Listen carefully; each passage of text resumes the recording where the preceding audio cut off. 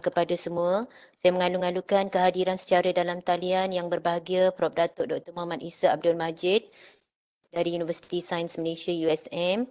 Terima kasih Datuk ya sudi menerima undangan daripada pihak RMIC untuk sekali lagi lah. Sebelum ni Datuk pun beberapa terima kali kasih. Okey, bersama-sama kita dalam talian juga adalah yang berbahagia Prof. Suraini Abu Bakar, TNCPI, dan juga yang berbahagia pengarah RMIC, Prof. Tajul Suhaizam, serta rakan-rakan pensyarah lah ya. So, rakan-rakan pensyarah kita ni ada daripada UPSI dan juga ada daripada universiti lain ya, yang kita pun jemput sekali lah. Kita minta rakan-rakan pensyarah yang nak memohon tu untuk menjemput sekali, iaitu sama ada COE ataupun research group. Saya ingat adalah beberapa yang daripada universiti lain juga pada pagi ini. Okey, terima kasih semua dapat meluangkan masa pada pagi ini untuk sesi perkongsian permohonan konsortium kecemerlangan penyelidikan ataupun KKP bagi tahun 2021. So, sebelum kita memulakan sesi pada pagi ini, izinkan saya untuk serba sedikit memperkenalkan panel jemputan kita, iaitu Prof. Datuk Muhammad Isa. Okey, yang berbahagia Prof merupakan profesor dalam bidang farmasi di Universiti Sains Malaysia.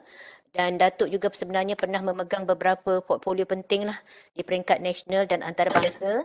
Di antaranya adalah Director General of the Malaysian Institute of Pharmaceuticals and Nutraceuticals, MOSTI, Chief Executive Officer, National Institute of Biotechnology Malaysia Berhad, Director Regional World Health Organization, WHO Cooperation Center for Western Pacific Region pada tahun 2018 hingga 2020.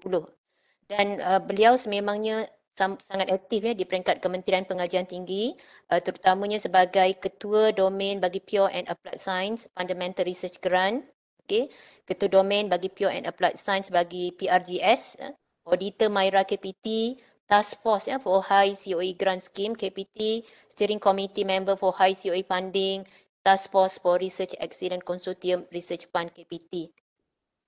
Jadi Datuk pada pagi ini beliau akan berkongsilah dengan kita bagaimana kita nak membuat permohonan bagi KKP ini, syarat-syarat yang telah ditetapkan. Juga mungkin Datuk boleh share juga bersama kita tentang tips untuk memohon KKP inilah. Memandangkan KKP ini bukanlah kali pertama dikeluarkan ditawarkan ia bermula pada tahun lepas. Jadi tanpa membuang masa, saya jemput yang berbahagia Prof. Silakan Prof. Silakan Datuk. Boleh dengar kan? Boleh Datuk. Boleh Datuk, sila Datuk. Clear. Right. Terima kasih Yang Berusaha Dr. Nurjan, Timbalan Pengarah RMIC UPSI di atas perkenalan yang telah dibuat. Saya memulakan sesi kita dengan mengandung-andungkan kedatangan dalam sesi inilah yang bagi Prof. Suraini Abu Bakar, Timbalan Net Chancellor Pendidikan dan Inovasi UPSI. Saya juga menghargai usaha yang telah dibuat oleh Profesor Dr. Tajul Suhaizam Said, pengarah RMIC. Terima kasih kerana sudi menjemput saya. Ini assignment kedua nampak kayaknya tahun 2021 untuk membantu UPSI. Saya juga mengucapkan banyak terima kasih kepada Yang Berusaha Profesor Mbak Dr. Nurjan RMIC yang bertukus lumus berhubung dengan saya dan meminta saya untuk menyumbang bakti lagi kepada UPSI. Tuan-tuan puan, Assalamualaikum warahmatullahi wabarakatuh. Selamat pagi, salam sejahtera dan selamat menyambut Ramadan. Kita masih lagi di pertengahan Ramadan dan kita akan memasuki masa intensif 10 malam terakhir Ramadan. Semoga Ramadan kali ini merupakan Ramadan yang paling baik pernah kita usahakan dalam mengerjakan ibadat di bulan Ramadan.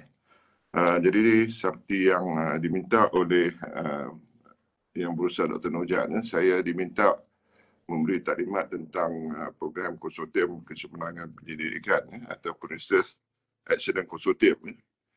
Singkatan yang digunakan di peringkat KPT adalah KKP. Untuk makluman tuan-tuan dan puan, KKP baru saja bermula 2020. Jadi ini merupakan tahun kedua lah KKP ditawarkan. Kali ini ditawarkan lebih awal kerana dijangkakan keputusan akan dimaklumkan terlebih dahulu lah. KKP akan dimaklumkan terlebih dahulu berbanding dengan high COE dalam permohonan untuk tahun 2021. Selanjutnya, Dr. Nojan. Right, ini merupakan apa yang telah disediakan oleh saya. Dia merupakan bahan-bahan yang telah digunakan oleh KPT dalam sesi penerangan yang telah dibuat pada hari Rabu yang lepas. Sama saja kandungan yang saya ambil disebabkan saya terlibat dalam sesi penerangan yang dibuat oleh KPT kepada semua universiti awam dan juga universiti swasta pada hari Rabu yang lepas. Bahagian pertama, saya akan menerangkan pengenalan program KKP, Konsortium Kecemerlangan Penyelidikan, kemudian pengajian tinggi. Saya juga akan berkongsi bersama-sama tuan-tuan dan puan syarat-syarat yang telah ditetapkan oleh KPT, dan saya akan masuk bahagian terakhir sesi kita dengan menerangkan bagaimana nak mengisi borang A KKP dan juga bagaimana nak mengisi borang B KKP. Jadi bahagian ketiga dan keempat itu lebih kepada bengkel lah, bukan penerangan. Selanjutnya, Dr. Nojan. Okey, seperti yang telah diterangkan tadi dan juga telah diterangkan oleh KPT pada hari Rabu yang lepas, pembukaan geran High COE dan KKP telah pun dibuka oleh KPT dan ianya dibuka kepada semua universiti awam dan swasta, dan tarikh tutup permohonan untuk tahun 2021 adalah pada 27 Mei 2021. Jadi tempoh yang diberikan melebihi daripada satu bulan. Cuma kita kena giatkan usaha untuk nak memohon penyelidik di UPSI untuk mengisi borang sebelum perayaan Syawal, Hari Raya Puasa kan. Kerana tarikh tutup pada 27 Mei 2021. Kalau sekiranya dilihat daripada segi penawaran High COE dan juga KKP, perbezaan utama dengan geran-geran yang ditawarkan oleh KPT, KKP dan High COE ini hanya ditawarkan untuk kumpulan penyelidikan, bukan di atas individu.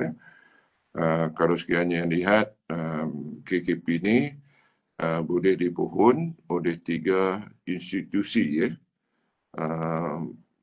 yang memilih satu daripada 14 bidang niche dan gabungan 3 penyelidik daripada 3 kumpulan penyelidik daripada universiti tempatan, mestilah terdiri sekurang-kurangnya 1 COE daripada Indo yang saya akan kenali sebagai Indo, manakala 2 lagi boleh merupakan COE daripada universiti lain ataupun kumpulan penyelidik daripada universiti lain. So dalam kes ni kita perlu faham bahawa permohonan perlu dibuat oleh sekurang-kurangnya 3 universiti, dan salah satu syarat yang ditetapkan ialah satu daripada 3 kumpulan tersebut mesti terdiri daripada COE yang diiktiraf. Daripada segi definasi COE pula ataupun Center of Excellence yang digunakan pakai oleh KPT, COE tersebut mestilah ditubuhkan oleh Senate kena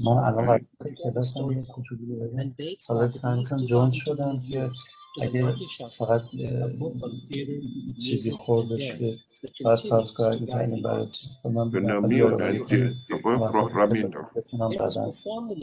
Sekejap kami mute-kan dia. Okey, terima kasih.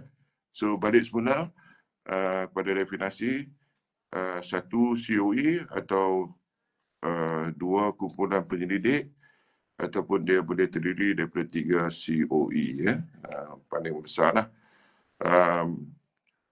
Daripada segi visi menjalankan kegiatan aktiviti penyelidikan dalam 14 bidang niche yang dikenal pasti oleh KPT pada tahun 2020. 1.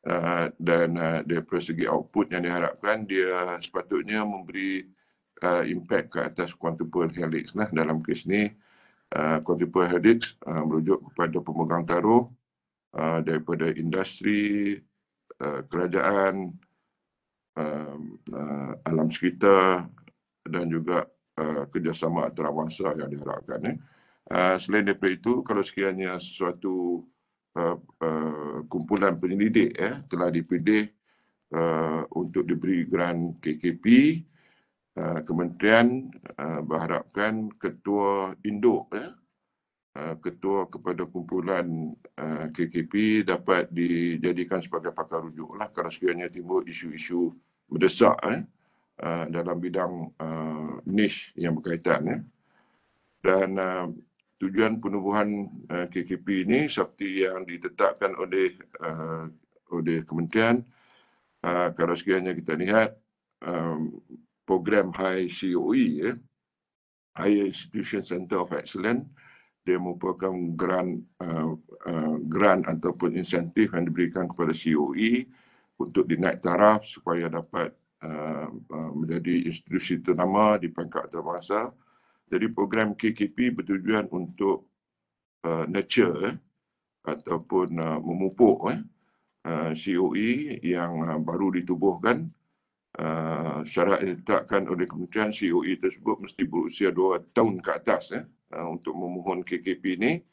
Jadi dalam tempoh selepas penubuhan, COE yang diluluskan oleh Senat boleh diberi KKP bertujuan untuk KPI yang dihasilkan semasa peringkat KKP ini digunakan sebagai data asas untuk memohon high COE lah selepas 5 tahun penubuhan COE tersebut. Tujuan kedua ialah ketua KKP bila dah diberi grant KKP ini akan dijadikan sebagai pakar rujuk dalam isu-isu yang berkaitan dengan masyarakat. Selain daripada itu, dengan adanya 3 institusi universiti dan juga kumpulan penyelidik terlibat dalam program KKP ini, usaha penggebelingan modal insan dan juga sumber dapat dihasilkan oleh KPT untuk 14 bidang niche.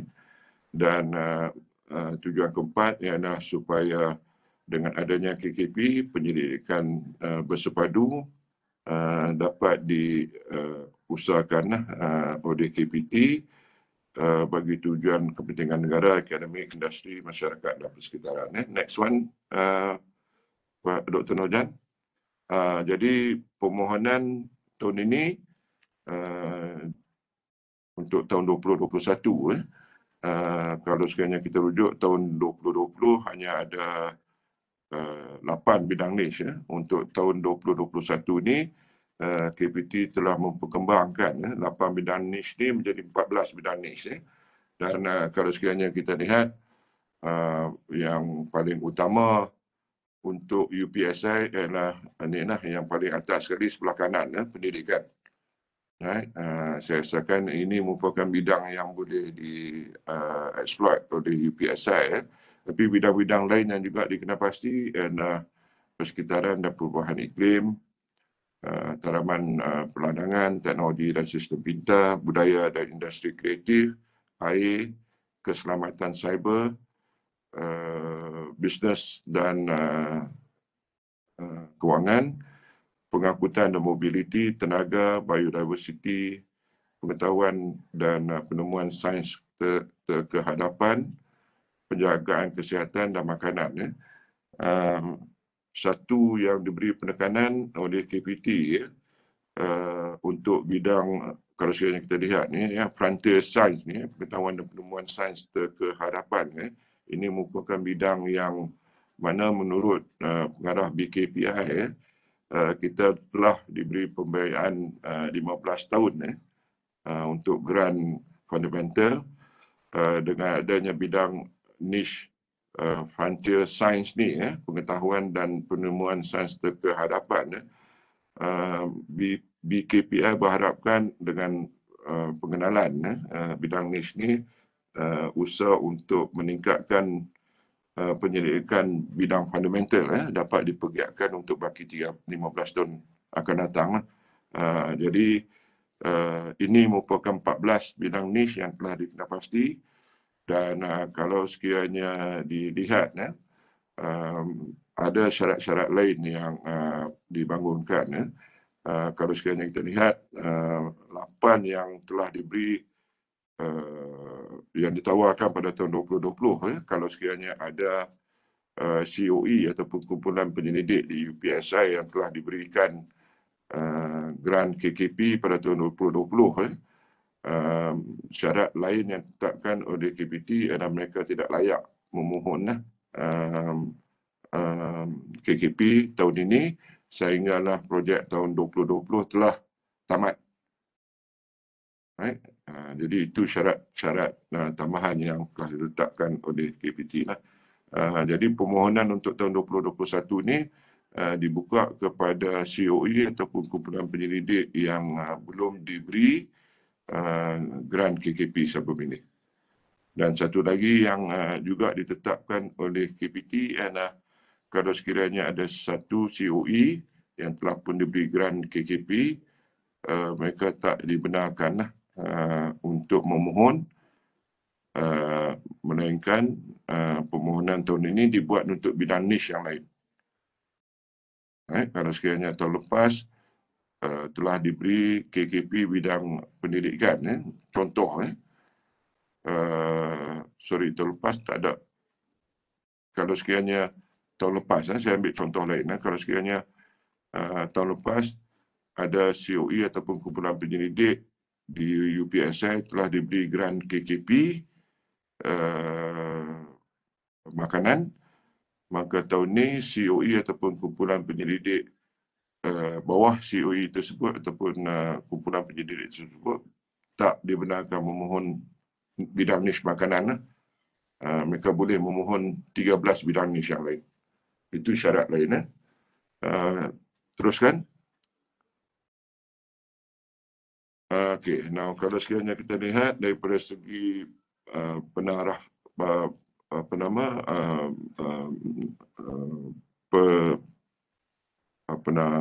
definisi selanjutnya, tadi telah saya terangkan permohonan perlu dibuat oleh satu kumpulan penyelidik yang terdiri daripada 3 universiti. Jadi kalau kita melihat pada 3 universiti ini, salah satu daripada 3 perlu bertindak sebagai ketua. Dan dalam kes ini, ketua untuk kumpulan tersebut dikenali sebagai induk. Manakala 2 ahli yang lain daripada universiti yang lain akan bertindak sebagai satelit. Itu daripada segi istilah yang digunakan. Induk ataupun main mesti merupakan COE. Induk mesti merupakan COE. Manakala 2 satelit 1 dan satelit 2 boleh merupakan COE ataupun kumpulan penyelidik. Dan kalau sekiranya kita lihat COE daripada segi kelayakan untuk menjadi induk, COE tersebut mesti telah ditubuhkan dalam tempoh 3 tahun yang lepas. Kalau sekiranya dia baru ditubuhkan 1 tahun yang lepas, dia hanya layak menjadi satelit. Dia tak layak menjadi induk. Dan kalau sekiranya kita lihat keperluan untuk satelit, dia boleh merupakan COE, dan daripada segi kelayakan COE tersebut penubuhannya sekurang-kurangnya 2 tahun. Ataupun kelayakan untuk satelit, dia boleh merupakan kumpulan penyelidik dalam bidang niche, dan kumpulan tersebut telah melakukan penyelidikan sekurang-kurangnya 2 tahun yang lepas. Dan kesemua perakuan ini perlu dibuat di peringkat RMIC UPSI lah. Dan satu lagi juga digalakkan, ini merupakan syarat yang kata apa, bukan sunat lah. Setiap ahli kumpulan mesti terdiri daripada 3 ahli. Right? Induk boleh terdiri daripada 3 orang penyelidik, satelit 1 sekurang-kurangnya 3 penyelidik, dan satelit 2 3 orang penyelidik. Dan kalau sekiranya kita lihat syarat lain juga yang ditekankan oleh KPT, ketua KKP boleh merupakan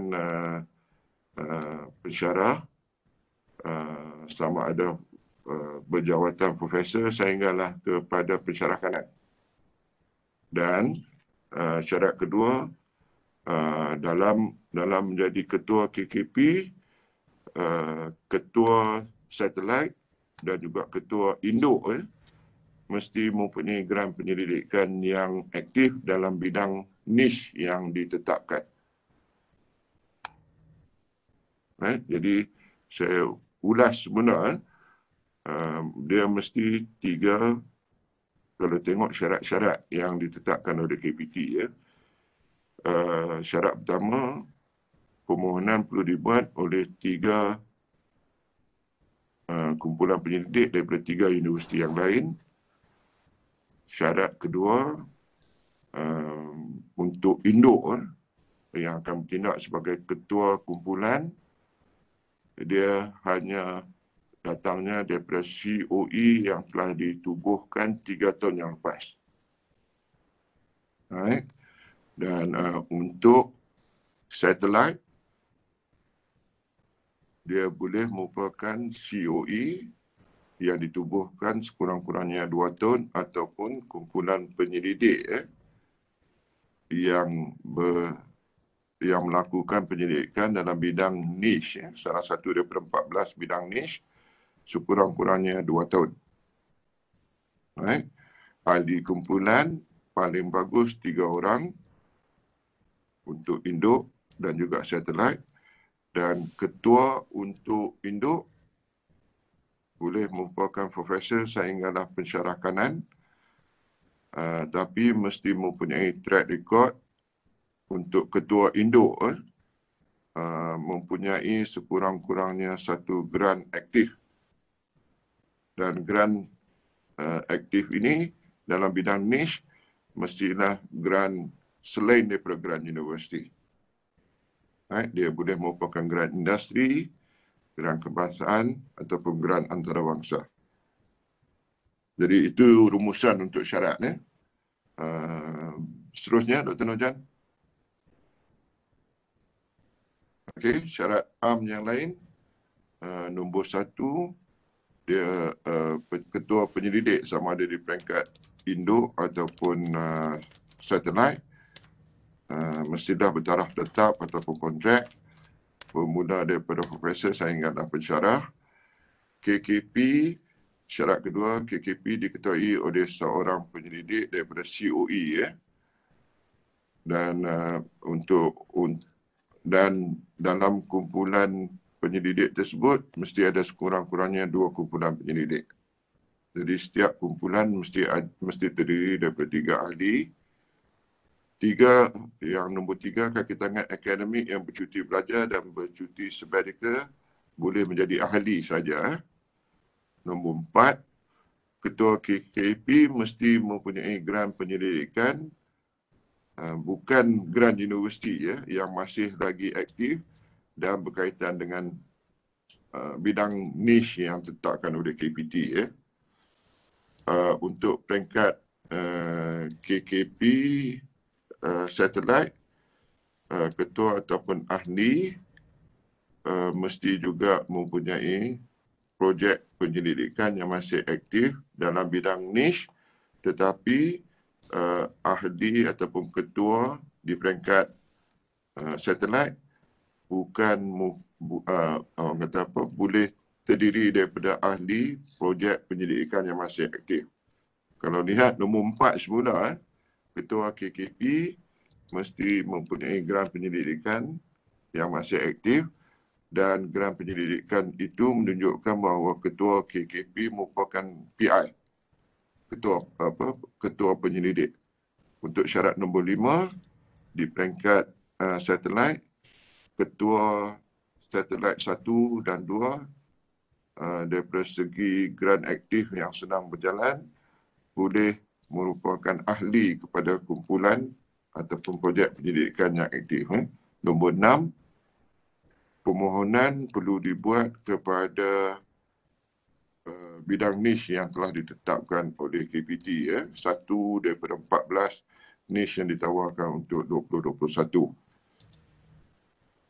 COE nombor 7, syarat nombor 7, COE dan kumpulan penyelidik dibenarkan hanya menganggotai hanya satu KKP saja yang sedang berjalan. Right?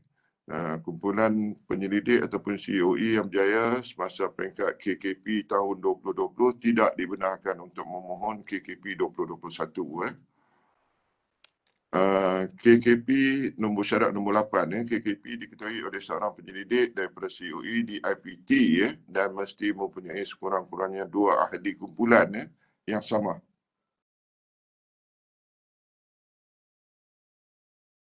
Jadi itu syarat-syarat yang lain. Dr. Nurjan selanjutnya. Okey, daripada segi penghasilan, 4 yang ditetapkan. Yang pertama sekali, bakat semasa projek berjalan. Projek KKP ditawarkan untuk 2 tahun dan selepas 2 tahun output yang diharapkan sebabkan ada 3 kumpulan yang terlibat, 1 induk dan 2 satelit. Jadi bakat untuk output bakat ada 3 lah bakat, dan bakat ini terdiri daripada 1 PhD dan 2 sarjana yang enroll, yang berdaftar, bukan bergraduat. Dan bakat yang tercapai mestilah dalam mod penyelidikan, bukan dalam mod kerja khusus. Daripada segi penerbitan, 2 penerbitan Q1, Q2 ataupun 4 penerbitan di dalam jurnal yang tersenarai dalam JCR, Journal Citation Report, dalam tempoh KKP.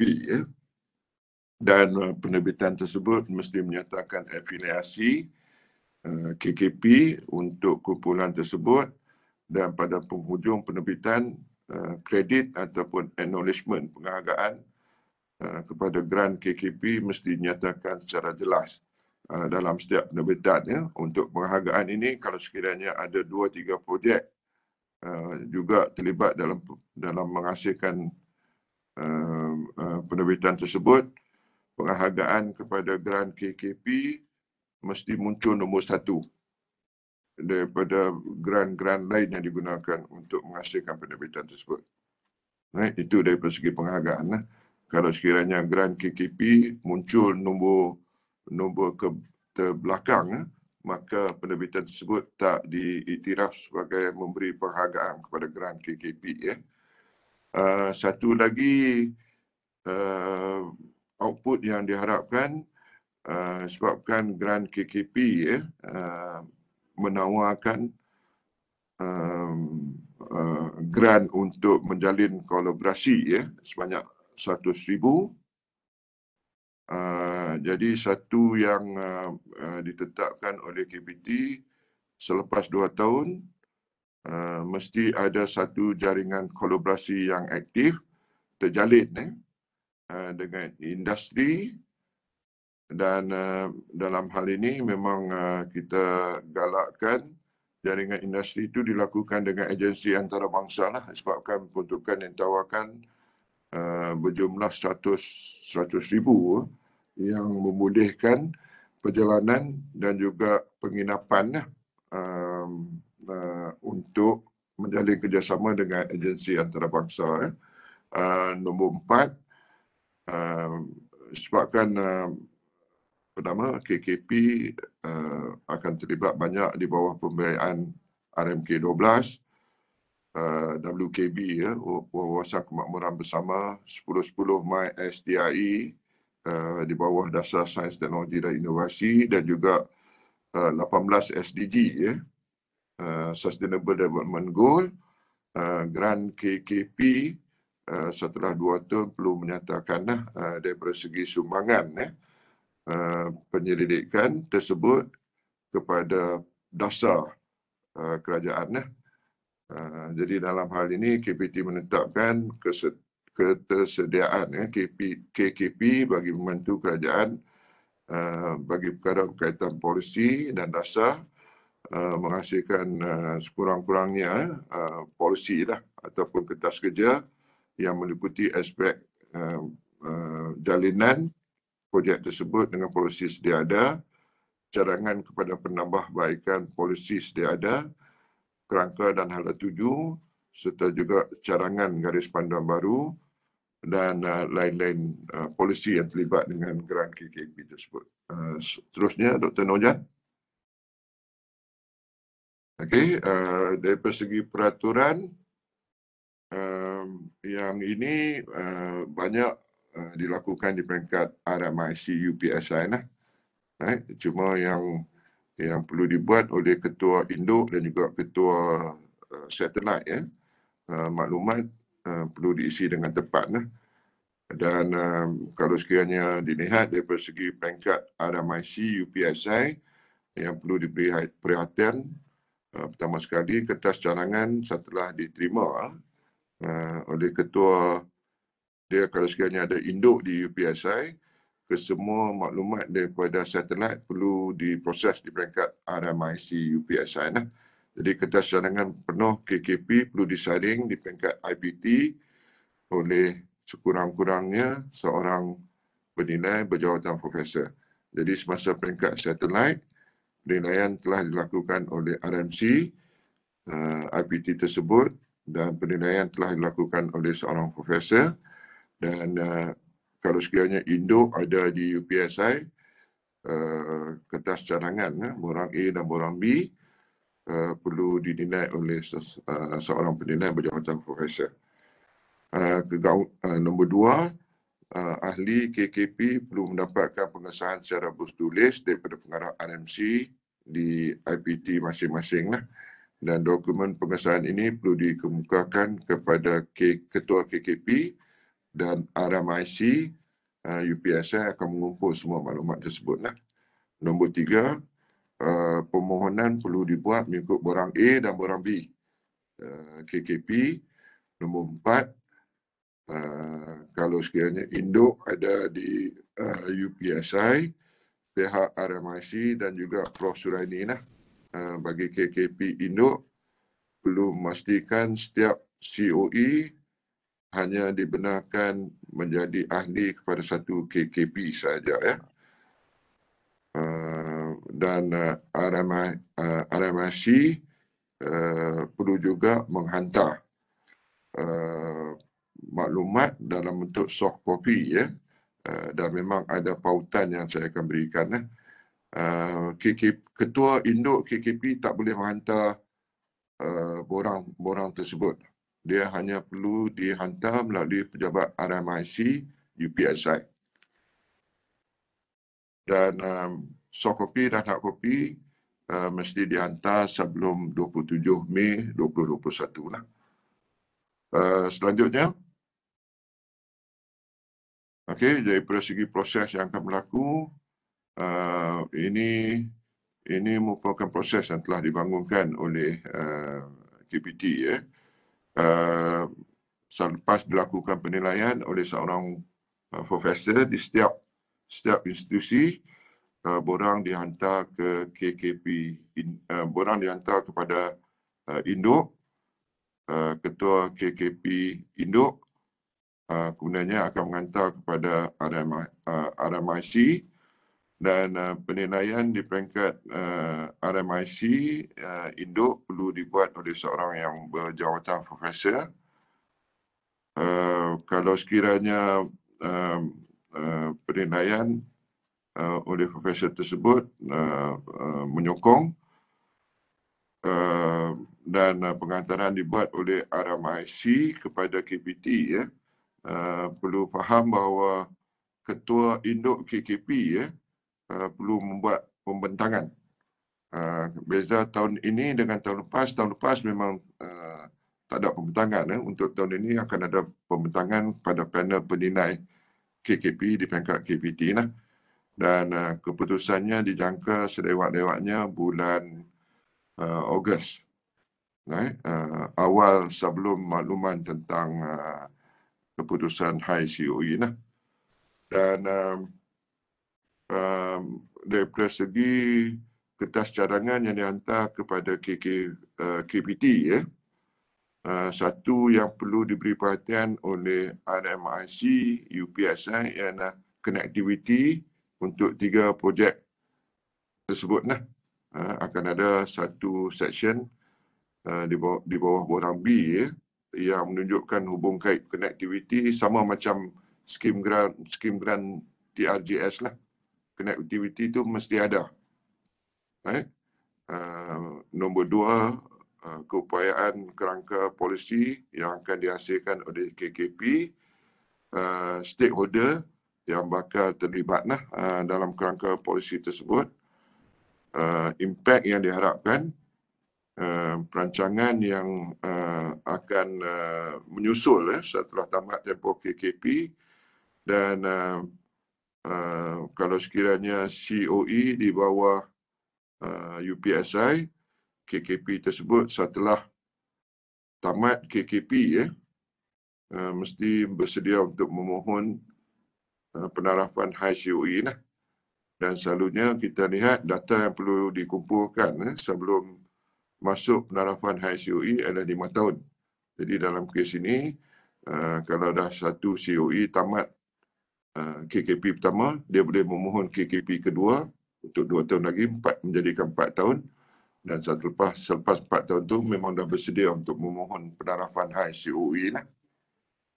Itu tujuan kenapa KKP ditawarkan oleh KPT ya. Selanjutnya, Dr. Nurjan. Jadi ini penegasan semula daripada segi apa yang telah saya terangkan sebelum ini. Bila dah diberi grant KKP, KKP mesti dilaksanakan bermula daripada tarikh yang akan ditentukan oleh KPT. Walaupun dalam borang A, ketua perlu menyatakan masa bermula, tapi maklum balas tentang tarikh sebenarnya akan dibuat oleh KPT. Sebarang perubahan semasa pelaksanaan KKP perlu merujuk kepada garis panduan KKP. Kalau sekiranya nak tambah ahli, ini dilakukan di peringkat RMIC dengan makluman dibuat oleh kepada KPT. So banyak proses perubahan kalau sekiranya berlaku semasa pelaksanaan KKP ini, diberi empowerment kepada RMIC. Dan setelah diluluskan oleh RMIC, hanya perlu maklum pada KPT. Nombor 3, disebabkan dia melibatkan 3 institusi, perlu ada MOA, dan perjanjian tersebut perlu siap dalam tempoh 6 bulan. Pertama setelah projek diluluskan di peringkat KPT.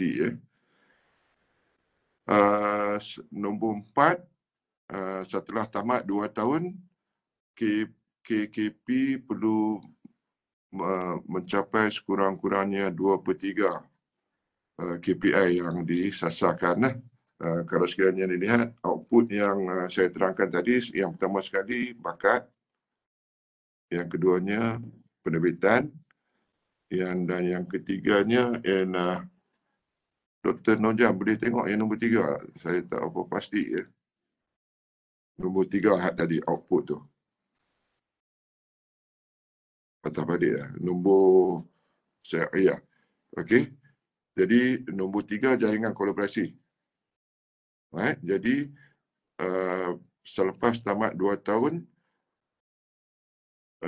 program KKP KKP tersebut kena capai bakat dan penerbitan, ataupun kalau sekiranya capai 3-3 serentak, lagi eloklah. Yang ditetapkan oleh KPT, daripada 3 yang tersenarai di sini, KKP tersebut perlu mencapai 2, sekurang-kurangnya 2 daripada 3 yang ditetapkan di sini. Patah balik semula kepada yang hak tadi, Dr. Nurjan.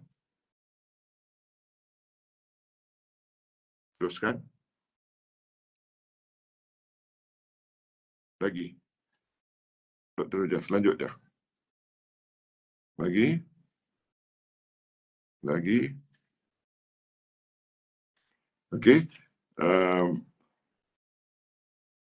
Okey, daripada segi pemantauan yang dilakukan, KKP Induk perlu menghantar 3 jenis laporan.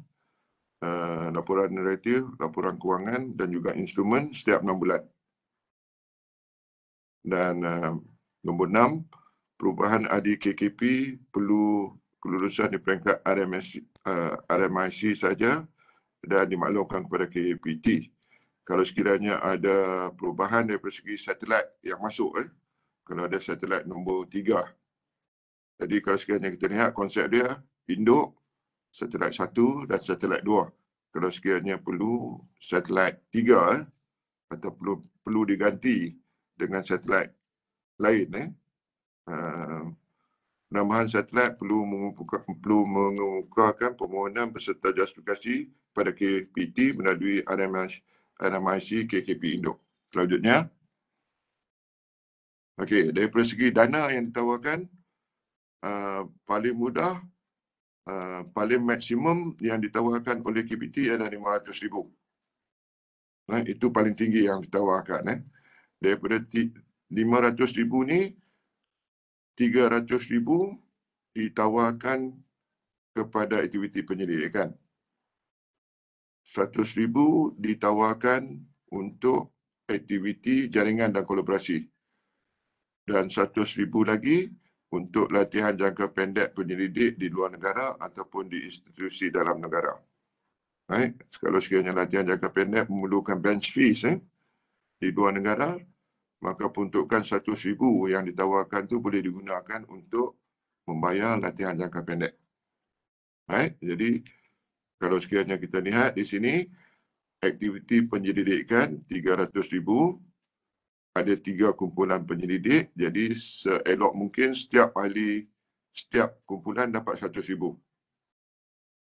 Untuk menjadikan RM300,000 bagi aktiviti penyelidikan.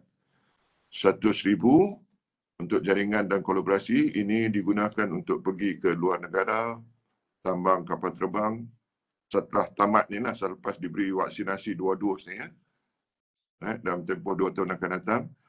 Jadi RM100,000 ni akan ditempatkan di KKP Induk.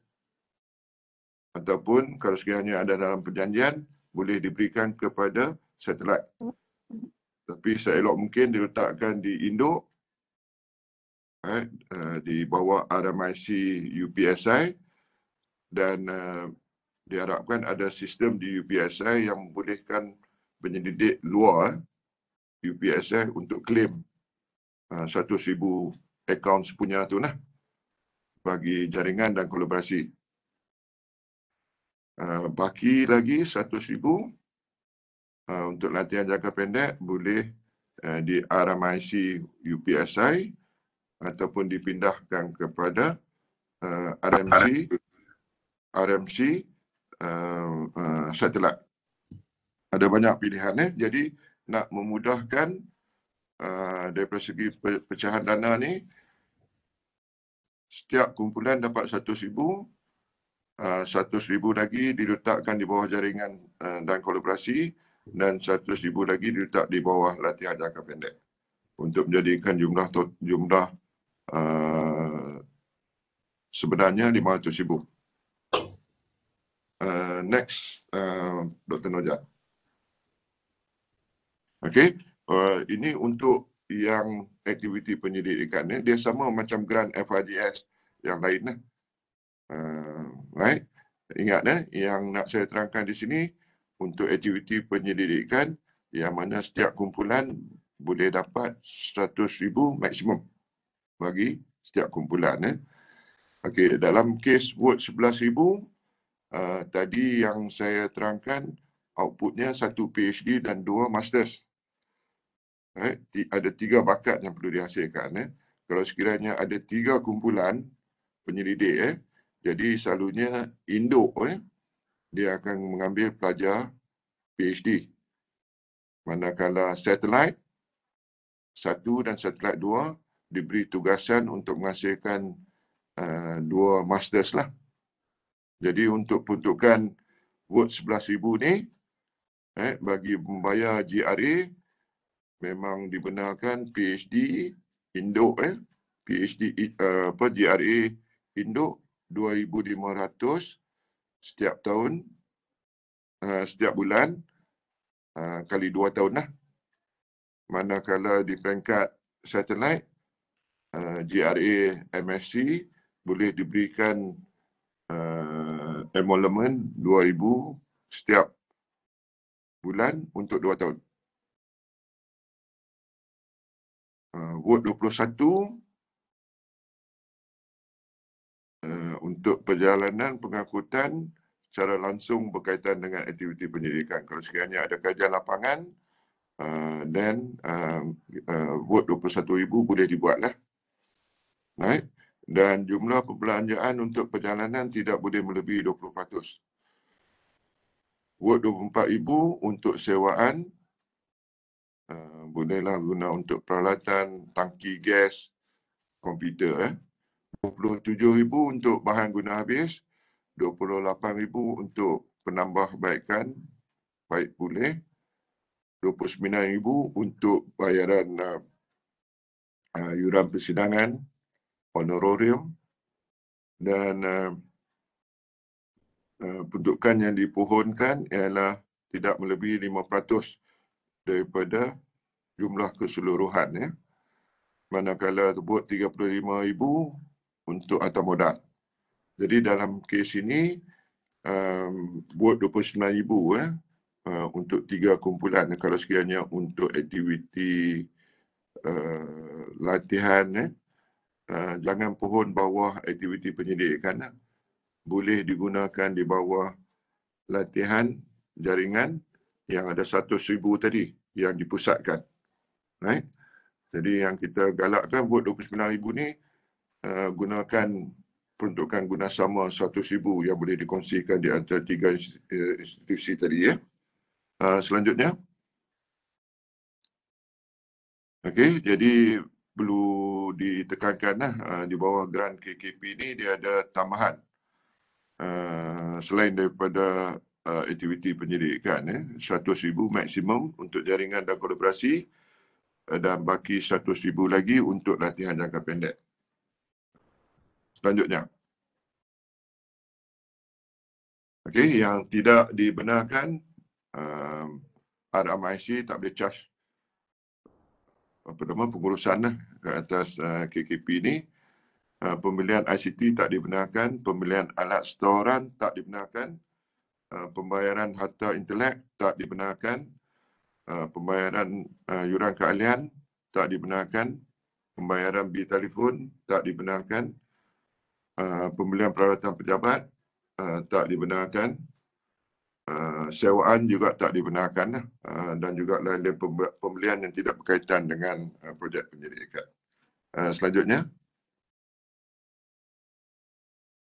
Okey, ini masuk kepada komponen nombor 3 dan nombor 4 tadi, pengisian borang KKP, dan saya menggunakan bahan yang telah disediakan oleh KPT.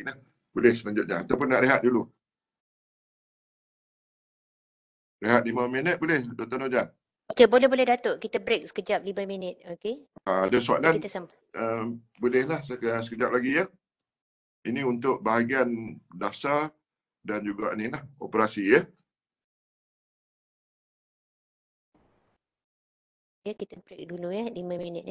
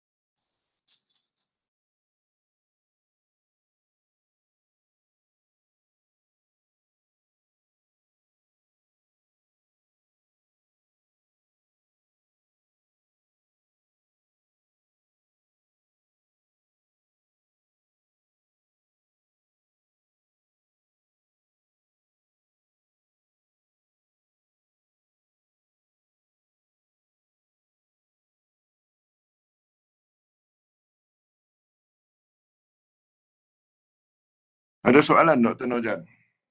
Sementara nak masuk mengisi borang A dan borang B. Okey, kita bukalah kepada semua peserta yang ada pada pagi ni. Sekira ada sebarang pertanyaan boleh tanya. Okey, dalam chat box ni masih kosong lagi, Datuk. Okey. Okey, Datuk, untuk yang berkaitan dengan ahli tu tadi, okey, sama ada ahli kepada COE ataupun ahli kepada yang satellite group tu, boleh tak mana-mana jika salah seorang ahli tu daripada universiti lain ke mesti totally daripada universiti tu je? Boleh campur-campur tak yang ahli, yang members yang dekat dalam satellite group atau COE yang individual group tu lah? Okey, kalau kita tengok yang induk terlebih dahulu, dia ada ketua kan? Betul. Ketua tu mesti daripada COE lah. Dua lagi tu digalakkan daripada COE tersebut lah. Okey. Tapi janganlah sampai kita ambil ahli luar masuk dalam induk tu sampai 2/3. Kan dia ada 3 ahli yang diperlukan. Jadi 1 daripada 3 tu boleh daripada luar lah. Tiga tu termasuk ketua kan, Datuk? Ketua tu memang kena daripada induk. Ketua daripada induk. Dua lagi ahli kan? Ketua daripada satellite pun kena daripada institusi tersebut. Betul.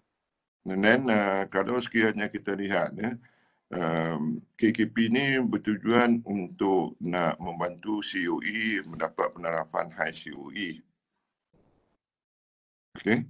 Dan dalam hal ini kalau sekiranya 3 ahli daripada induk, saya bercakap tentang induk saja, saya takkan terangkan lebih lanjut pada peringkat satellite. Jadi kalau ketiga-tiga daripada COE dia terlibat dalam jaringan, dia terlibat dalam latihan sangkutan kan. Kalau kita boleh mobilize tiga ahli dalam induk tu daripada COE UPSI lah. Right? Kesemua ini akan memberi data dalam kita memohon penerapan high COE. Kalau sekiranya kita bawa ahli luar masuk ke dalam COE bagi induk KKP nanti bila kita nak isi data dalam memohon penerapan high COE kita akan kekurangan data yang boleh dimasukkan ke dalam data 5 ton yang diperlukan untuk penerapan high COE tu. Jadi bagi nak menjawab soalan tadi lah Dr. Nojan, sama ada boleh lantik ahli induk daripada luar. Yang ni saya serahkan kepada budi bicara ketua lah, ketua induk. Tapi kalau sekiranya kita keluarkan ahli daripada COE tersebut, dia akan mengurangkan data yang boleh kita kumpulkan untuk penerapan high COE kemudian kelak. Itu ya saya nak menjawab. Okey, baik Datuk. Okey, terima kasih Datuk. Okey, kita buka kalau ada lagi soalan kepada rakan-rakan sebelum Datuk sambung kepada bahagian pengisian borang-borang KKP. Datuk boleh tanya ke Datuk? Boleh, silakan. Kamu kalau katakan ahli penyelidik tu, satelit tu, adakah dia mesti kurang-kurangnya 2 tahun dan harus dilulus oleh Senate? Tak. Dia kalau ni, dia yang paling penting ialah induk kena COE. Okey, di peringkat satelit itu dia boleh COE stroke kumpulan penyelidik. Okey. Now, kalau sekiranya kita ambil syarat yang paling longgar lah, kumpulan penyelidik. Kumpulan penyelidik yang ditetapkan oleh KBT, dia nyata it is actually a loose coalition. Dia bukannya formal. Right? Katakan sekarang ni kita ambil satu contoh lah. Kata niche frontier science biotechnology misalnya. Right? Nak buat genomic study as long as dalam CV penyelidik tu dia tunjuk kata ada bidang penyelidikan yang sama. Itu ya dah cukup dah.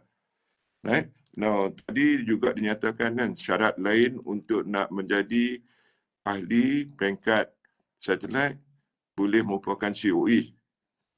Dan syarat yang dibentangkan oleh KPT, COE tersebut mesti ditubuhkan 2 tahun. Right? Jadi dalam kes ni, balik pada soalan tadi, kalau nak paling mudah nak dapat KKP ni, guna syarat yang paling longgar. Kumpulan penyelidik yang bekerja dalam bidang yang sama dan telah berkecimpung dalam bidang tersebut sekurang-kurangnya 2 tahun. Itu syarat yang paling longgar. Boleh, Prof? Boleh, Datuk. Okey, satu lagi, Datuk. Apa ni, kalau dalam penyelidik tu, dia katakan bidang ada bidang beza sikit, boleh ke? Bidang apa? Bidang berbeza. Okey. Katakan ada 2 orang bidang sama, seorang bidang berbeza tapi daripada institusi yang sama. Okey, saya bagi saya macam ni lah. Kalau bidang dia daripada COE yang sama tak? Itu yang saya nak tahu. Dia satellite dia bukannya COE. Okey, dia macam ni lah. Yang kata 3 induk, kita cakap induk di UPSI. Okey, now COE selalunya dia ada ahli tetap dan juga associate. Okey, so kalau kita guna prinsip 3 orang tu, bagi saya paling mudah dua kena ahli tetap dan seorang lagi associate kepada COE tersebut. Okey. Boleh Boleh. Saya tak jawab kata bidang lain ataupun ni, tapi saya agak bawah COE tu dia ada full time member dengan associate. So associate tu diambil daripada bidang lain yang boleh menyumbang kepada COE tersebut. Baik. Kita guna prinsip macam tu lah. Baik, Datuk. Baik, terima kasih. Terima kasih, Datuk. Baik, sama-sama. Kita nak teruskan ya? Boleh, Datuk, kita teruskan. Boleh. Right. So sekarang ni saya nak ajar macam mana nak isi borang KKP. Dia mudah ya. Right. Kita tunjuk borang A terlebih dahulu. Okay. Now yang perlu saya ingatkan untuk borang A ni borang A ni untuk menerangkan tentang keseluruhan program KKP tersebut. Jadi borang A ni kalau sekiranya dilihat maklumat yang diperlukan, dia lebih menjurus kepada berapa banyak grant yang akan dipohon untuk projek ketiga-tiga projek penyelidikan. 100,000 yang tadi untuk jaringan kolaborasi dan baki 100,000 lagi untuk latihan jangka pendek. So borang A ni dia lebih daripada tu. Dia nak tahu berapa banyak jumlah berapa jumlah grant yang akan dipohon yang melihat kepada aspek aktiviti penyelidikan, jaringan kolaborasi dan juga sangkutan. Borang B pula dia lebih kepada aktiviti penyelidikan. So tumpuan untuk borang B ni dia lebih kepada peruntukan 300,000 tu akan digunakan untuk apa? Itu beza di antara borang A dengan borang B. Jadi bila saya berikan maklumat macam ni kadang-kadang bila kami tengok permohonan tahun 2020 kesilapan ketara untuk borang A ni dari segi permohonan grant ni dia timbul salah faham borang A digunakan untuk aktiviti penyelidikan, padahal borang A hanya untuk menjelaskan kepada penilai tentang keseluruhan program KKP tersebut. Jadi dia sepatutnya menggambarkan peruntukan 500,000 tu digunakan untuk apa. Manakala borang B pula dia lebih tertumpu kepada aktiviti penyelidikan. Jadi semua perkara yang perlu dimasukkan di bawah borang B hanya untuk peruntukan 300,000 sahaja. Itu ya yang perlu diingat. So kalau sekiranya kita lihat borang A, dia ada Section A, nama KKP yang dipersetujui oleh ahli. Right? Name nama konsortium kecemerlangan penyelidikan. Saya nak bagi contoh yang berkaitan dengan UPSI, mungkin nama konsortium Early Childhood Education for Education RCE, ataupun dalam bahasa Melayunya pendidikan awal kanak-kanak untuk KKP education. Itu contoh-contoh yang boleh digunakan lah. B, executive summary. Maksimum 300 ayat, 300 hingga 400 ayat. Dalam hal ini, maklumat yang perlu dimasukkan, dia selalunya cut and paste ni daripada bahagian-bahagian lain. Struktur organisasi, bidang keutamaan, plan penyelidikan, hala tuju, carta perbatuan, milestone. So yang ni lebih kepada pelaksanaan KKP di peringkat program. Struktur organisasi menerangkan konektiviti di antara 3 kumpulan tadi lah. Apa ruang lingkup untuk induk, apa yang akan dilakukan oleh satelit 1 dan apa yang akan dilakukan oleh satelit 2. Dari segi bidang keutamaan, dia merujuk kepada bidang niche lah. Bidang niche mana yang dipilih. Plan tindakan pelaksanaan. Ini merupakan program pelaksanaan. Kalau sekiranya kita lihat plan tindakan. Hala tuju menerangkan kepada dasar-dasar yang terlibat. Dan dalam hal ini, kaitkan balik dengan wawasan kemakmuran bersama, dasar sains teknologi dan dasar sains teknologi inovasi negara, 10-10 My SDIE dan juga 18 SDG lah. Dan komponen terakhir adalah milestone. Milestone ni sama macam kita buat milestone untuk FRJS lah. Nah, untuk bahagian C ni, tempoh maksimum 2 tahun. Tarikhnya boleh ditentukan oleh ketua KKP, ketua induk KKP, tapi tarikh sebenarnya akan dimaklumkan oleh KPT. Next. Okey, jadi ada 14 bidang niche, kita kena pilih satu lah. Kalau yang paling relevan untuk UPSI, nombor 10. Tandakan 1 ya. Impact on national policy ni, tadi lah, kaitkan dengan WKB, dasar sains teknologi inovasi negara, 18 SDG ya. Dan kalau sekiranya ada RMK, ada maklumat RMK 12, masukkan juga tentang maklumat RMK 12 yang terlibat lah. Selanjutnya, okey, ini untuk maklumat tentang induk, ketua KKP. Nama sehinggalah kepada bidang penyelidikan. Satu yang perlu dinyatakan adalah grant penyelidikan selain daripada grant universiti yang berkaitan dengan bidang niche, dan grant tersebut mesti aktif. So yang hak bawah ni perlu ada maklumat tersebut. Dan track record grant penyelidikan bagi ketua induk untuk tempoh 3 tahun sahaja. Selanjutnya, okey, track record untuk penerbitan induk dan untuk induk juga bawah G1, selain daripada ketua induk, nama 2 ahli lain yang akan terlibat sama dengan ketua induk. Selanjutnya, okey, ini untuk satelit.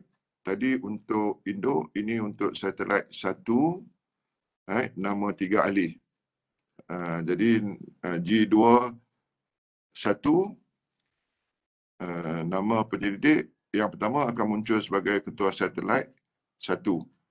Dan di bawahnya satelit nombor 2 lah, 3 nama ahli yang akan menyertai satelit 2. Jadi kedua-dua ni mesti daripada IPT yang lain lah. Selanjutnya, Dr. Nurjan. Okey, yang ini butiran grant penyelidikan bagi ketua KKP. Kan tadi syarat menyatakan ialah menjadi PI bagi projek penyelidikan yang aktif, yang sedang berjalan, dan grant tersebut mestilah bukan grant di peringkat universiti. Right? 1, 2, tajuk projek, ketua projek dengan ketua induk mesti sama. Ahli-ahli kumpulan ni merupakan ahli-ahli kumpulan, bukan untuk ahli kumpulan KKP induk, tapi ahli penyelidik bersama untuk projek yang dinyatakan di bawah Section H. Selanjutnya, okey, yang ini penting kerana memang banyak yang kita perhatikan kesilapan mengisi maklumat di sini lah, permohonan bajet ni. Kalau sekiranya kita lihat semula ada 3 komponen ni. Yang pertama sekali aktiviti penyelidikan, yang keduanya jaringan dan kolaborasi, dan komponen ketiga adalah latihan jangka pendek. Jadi maksimum untuk borang A sepatutnya 500,000 saja. Dan maksimum untuk aktiviti penyelidikan 300,000. Kita perlu nyatakan induk memerlukan berapa banyak peruntukan, satelit 1 berapa banyak peruntukan yang dipohon, dan satelit 2 berapa banyak yang dipohon. Kalau nak adil dan saksama, projek 1 100,000, projek 2 100,000, projek 3 100,000. Right? Dan jumlah RM di sebelah kanan sekali sepatutnya tak melebihi 300,000. Nah, networking komponen kedua dinyatakanlah apa yang akan dilakukan. Dalam kes ini, kalau sekiranya nak menerima pelawat daripada luar negara bagi perbincangan jaringan kolaborasi dimasukkan di sini. Kalau sekiranya perlu lawatan, maka permohonan untuk penginapan dan tambang kapal terbangnya diletakkan di sinilah, di bawah networking dan linkages. Peruntukan maksimum yang dipohon 100,000. Short term staff, latihan jangka pendek, kalau sekiranya ada MOA yang sedang berjalan, dan boleh kita hantar staf ke luar negara untuk sangkutan jangka pendek. Jadi semua permohonan boleh diletakkan di sini lah, untuk perjalanan, bench fees, penginapan. Dan komponen ketiga ni ada maksimum 100,000. So kalau sekiranya kita menggunakan peruntukan maksimum, projek 1 100,000, projek 2 100,000, projek 3 100,000, networking 100,000, latihan jangka pendek 100,000 untuk memberikan jumlah 300,000. 500,000. Next. Kemudian. Okey, jadi ini perakuan oleh ketua KKP lah. Next. Selanjutnya, RMIC UPSI perlu melantik seorang profesor untuk menilai borang A. Right? Dan bila dah diperlakukan oleh penilai dalaman berjawatan profesor, RMIC ini perlu letakkan komen di sini lah. Right? Telah dinilai oleh Profesor So and So, dan Profesor So and So memberi perakuan bahawa induk memenuhi kriteria KKP lah. Okey, selanjutnya. Okey, permohonan setelah diproses oleh RMIC, kemudiannya dihantar kepada Prof Suraini lah selaku TNC PNI untuk memperakukan permohonan ini selanjutnya lah. Selanjutnya borang B pula kan. Okey, borang B ya. perlu saya jelaskan semula, borang B adalah untuk aktiviti penyelidikan.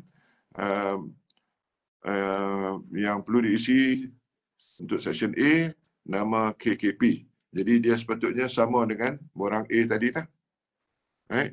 Cut and paste daripada borang A, letakkan di sini. Section B, tajuk projek penyelidikan mesti sama dengan borang A. Cut and paste. Untuk executive summary ni, executive summary of program, yang ini pun sepatutnya sama dengan yang ni lah.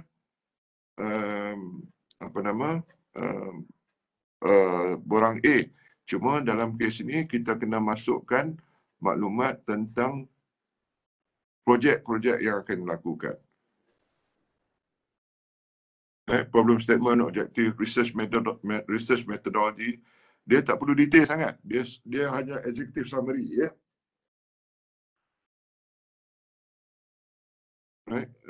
Jadi bagi saya Section C ni dia tak sepatutnya mendalam sama seperti kita mengisi borang FRJF.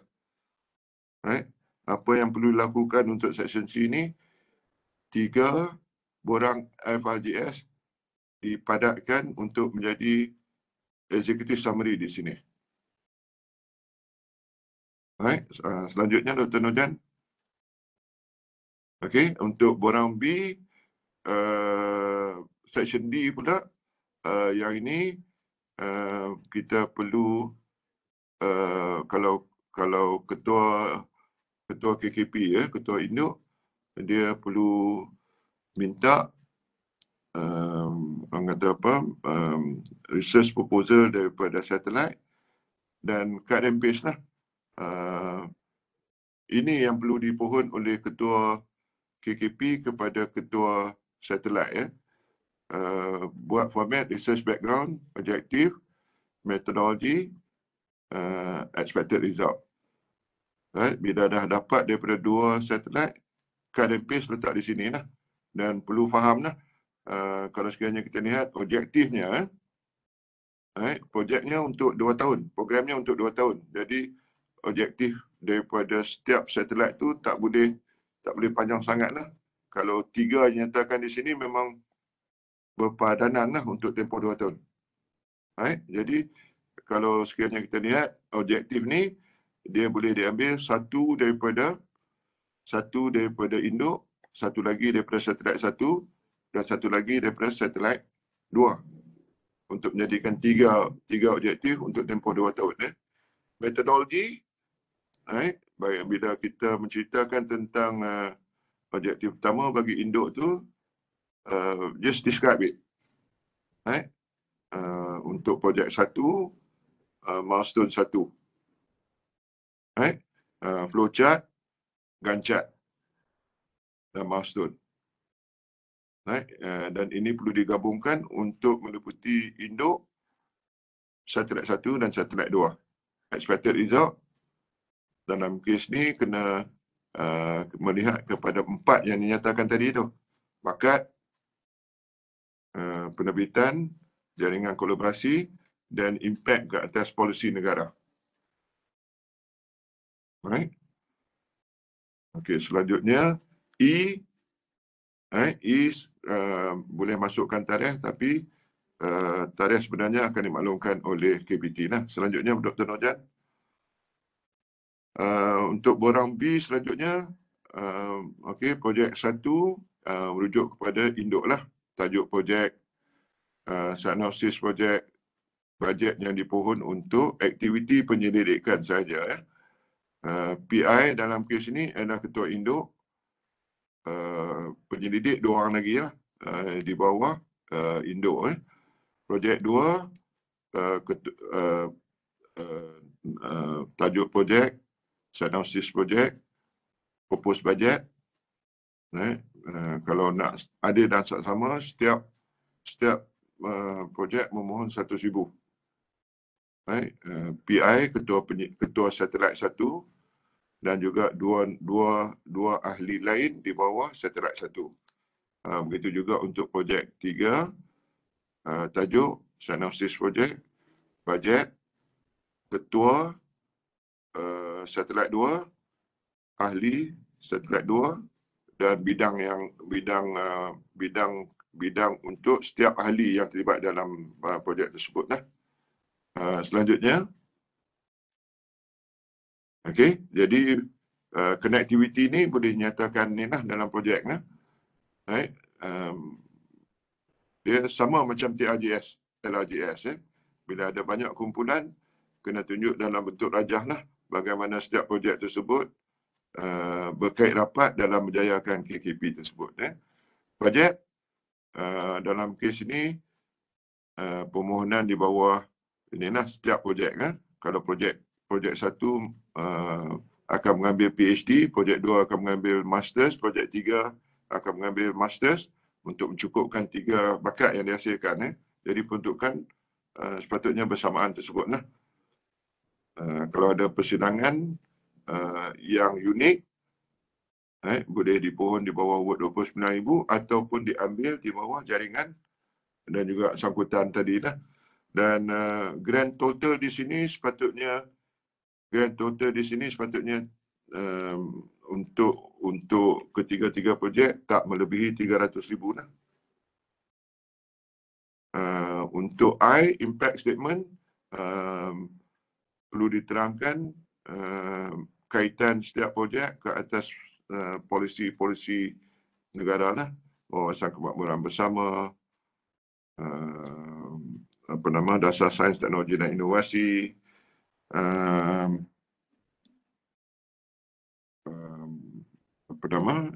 yang ketiga 18 SDG. Selanjutnya, saya agak dah habis ni Dr. Nojan. Okey, dalam kes ni penilai dalaman perlu mengisi borang B.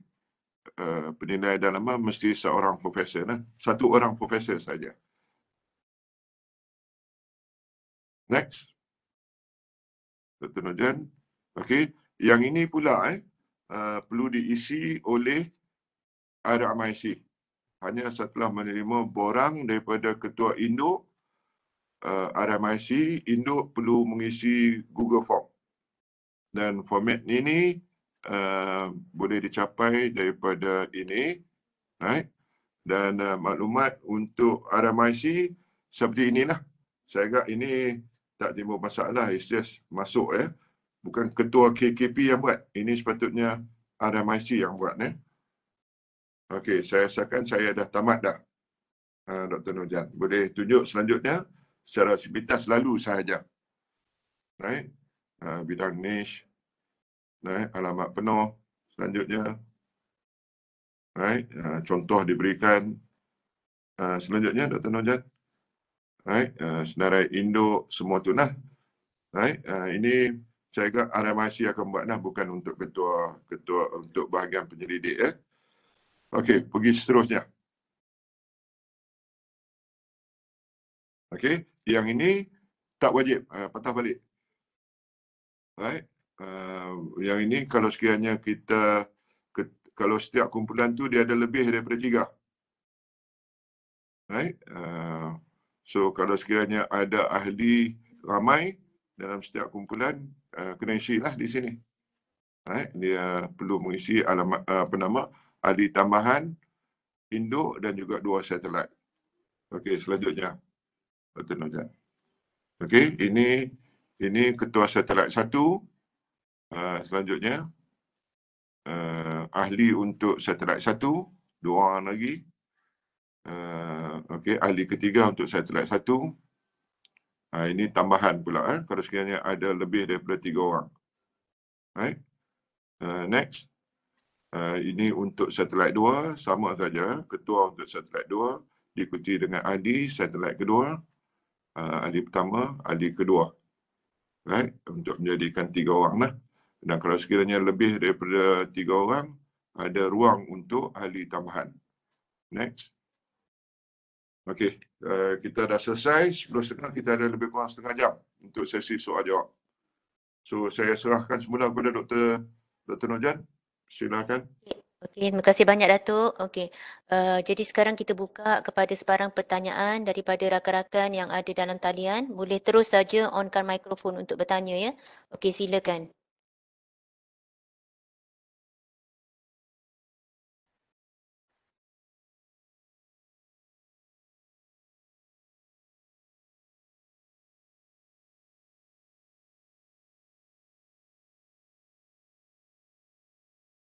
Okey, boleh terus bertanya ya.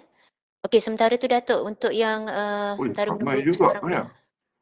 Ramai juga kita sesi ni. ya, lebih 100 tadi. Okey. Okey, berkaitan dengan bajet tu tadi, untuk kumpulan-kumpulan tu tidak semestinya mesti sama kan dia punya pembahagiannya kan Datuk? Tak. Tapi yang nak paling memudahkan kerja, setiap kumpulan dapat 1,000. Yang penting dia tak melebihi 60%, 20%, 20% yang tadi tu. Ya.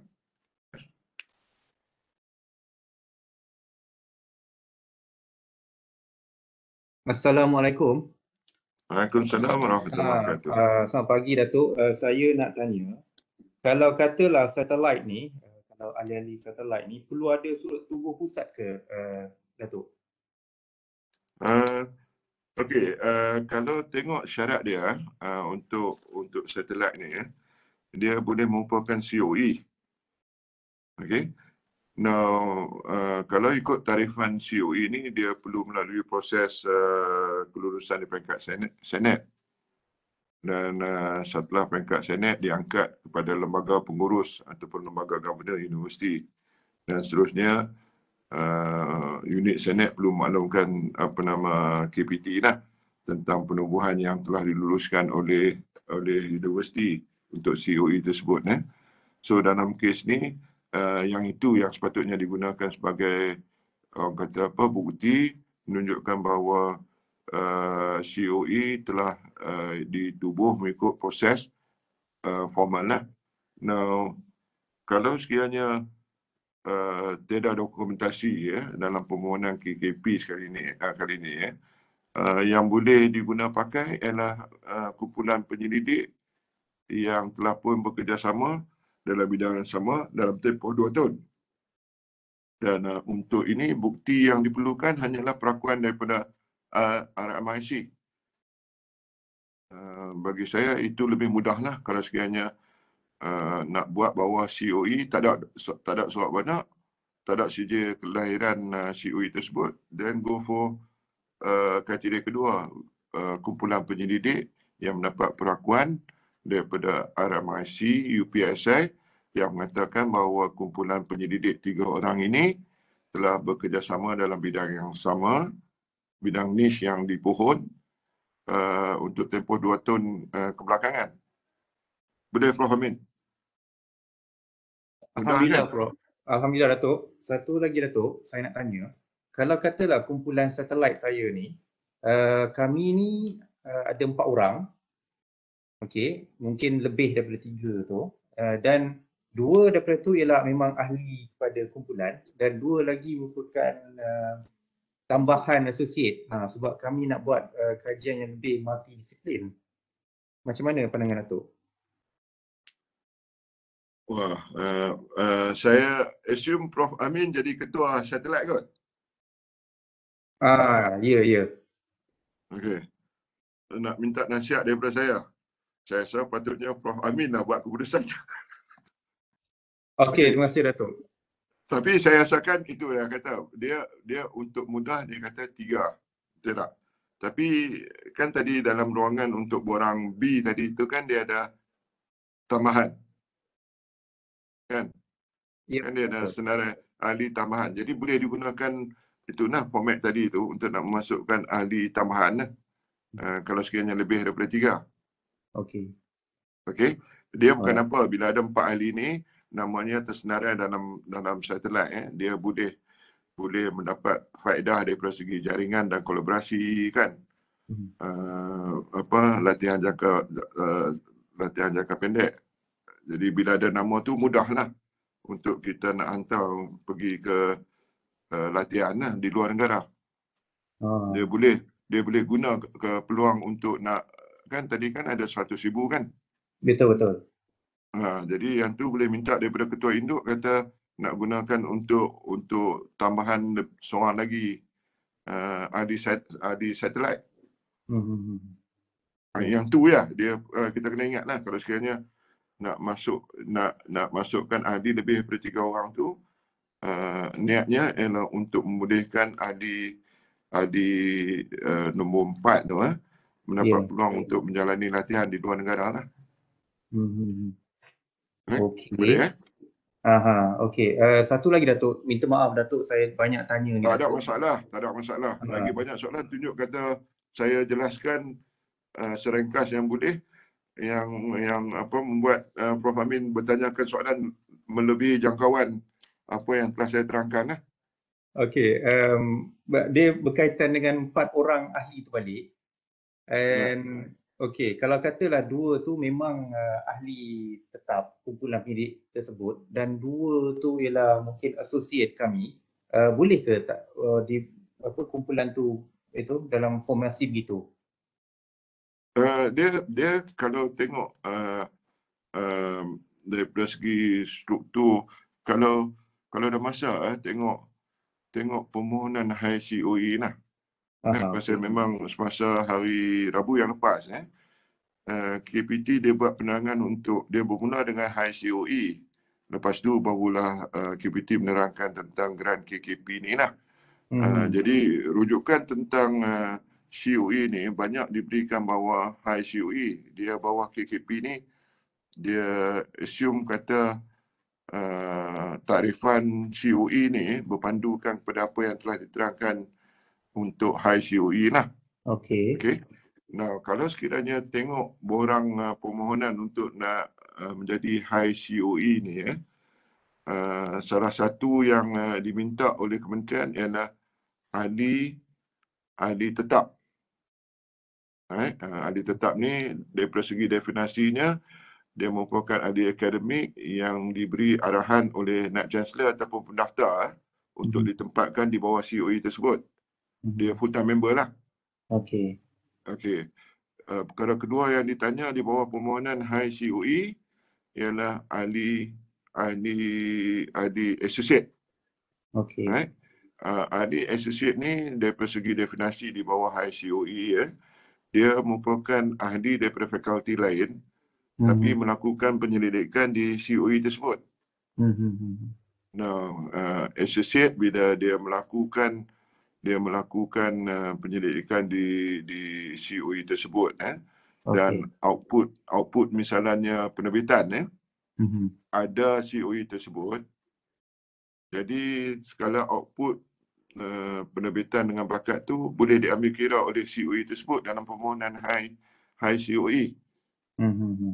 Jadi dalam kes ni bila ada associate 2 orang dengan 2 ahli tetap jadi diharapkan dalam permohonan high COE lah untuk perancangan Prof Amin bagi COE ataupun kumpulan penyelidik boleh diambil kira lah disebabkan sekarang ni ada dah perancangan yang dibuat untuk associate bila dia dapat grant KKP dia menggunakan afiliasi satelit.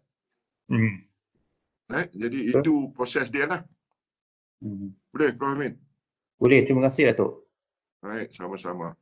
Itu ya, saya bagi ceramah ni pun hanya tertumpu kepada KKP. Kalau ni seelok mungkin kita bermula dengan high COE pasal itu yang paling besar. Grant paling besar ialah high COE 3 juta setahun. Ini setengah juta untuk 2 tahun. Datuk, Raju Datuk. Ya. Tak ada soalan. Saya nak minta diri Datuk. Terima kasih banyak atas masa yang diberikan untuk bagi penerangan dan bimbingan di sama-sama. Ya Datuk, terima kasih banyak. Baik, sama-sama. Ya, kita masih buka lagi soalan kepada para peserta yang nak tanya. Silakan on saja mikrofon. Assalamualaikum. Assalamualaikum warahmatullahi wabarakatuh. Aku Syahidah, saya nak bertanya tentang penilai profesor tu. Okey. Betulkah profesor tersebut, kalau kami tik kategori tenaga, tapi profesor tersebut bukanlah kategori tenaga, tapi still bawah COE kami. Boleh ke? Bawah UPSI lah. Saya dari Universiti Malaysia Perlis. Oh, UMP. Unimed. Okey. Tapi saya kena dapatkan maklumat tambahan lah. Induknya di mana? Induknya di Universiti Malaysia Perlis. Oh, induk di Universiti Malaysia Perlis. Yang ini nak memohon induk lah, bukan memohon satelit lah. Ya, saya memohon induk. Ya. So dalam kes ni memang dia kena seorang profesor dalam bidang niche yang sama dengan KKP induk. Okay. Kalau tak ada, kami semua bertaraf Profesor Madya, dan yang ada CP lah, bukan bukan energi lah. Tak boleh juga. Oh, okey. Wow, yang ni tak pernah KPT memikirkan. Tapi kalau dah ada, kita nanti tengok pun, kan kalau tengok borang tadi, dia tak nyatakan profesor kena hantar CV tau. Okay. Dia tadi profesor yang menjadi penilai tu tak perlu dinyatakan apa nama bidang, as long as bagi saya lah profesor yang baca penilaian tu dia faham lah semua yang berkaitan dengan KKP. Tak boleh profesor dia tak faham hasrat KKP, kenapa ditawarkan semua tu. Okey, baik. Faham. Boleh ya? Ya, terima kasih. Okey, ada pengalaman yang kita dapat tahun lepas di peringkat KPT dari segi ketua induk ni pensyarah kanan saja. Dia tak semestinya profesor tau. Jadi ingatlah yang mana bakat-bakat yang boleh diketengahkan untuk nak jadi ketua masa ni lah paling elok untuk kita tonjolkan di peringkat UPSI. Boleh Memang tahun lepas USM ada seorang pensyarah kanan dapat jadi ketua induk dan diberi pembiayaan KKP. Okey, kita buka lagi daripada para peserta. Silakan.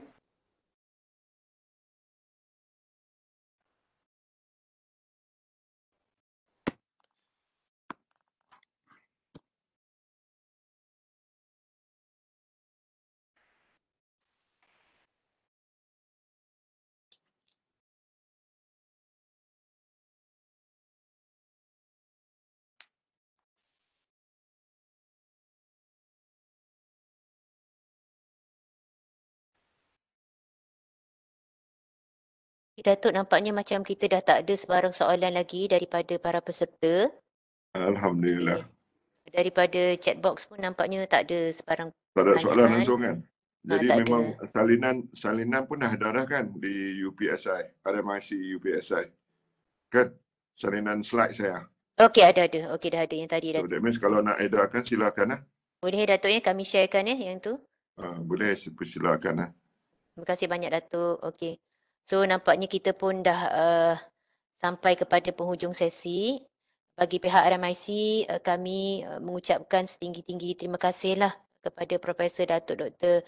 Muhammad Isa Abdul Majid kerana dapat meluangkan masa bersama kami pada pagi ini untuk memberikan penerangan tentang permohonan KKP. Kepada semua peserta juga diucapkan terima kasih kerana dapat meluangkan masa dan diharap perkongsian ini dapatlah sama-sama kita membantu kita untuk mengemukakan permohonan KKP pada tahun ini. Nampaknya ini sahaja untuk sesi perkongsian pada pagi ini. Sekali lagi saya ucapkan ribuan terima kasih kepada semua. Saya sudahi dengan wabillahi taufiq wal hidayah. Wassalamualaikum warahmatullahi wabarakatuh. Terima kasih banyak Datuk Terima kasih banyak. Waalaikumsalam warahmatullahi wabarakatuh. Salam, terima kasih. Sama. Terima kasih Datuk. Dr. Majan. Terima kasih Datuk.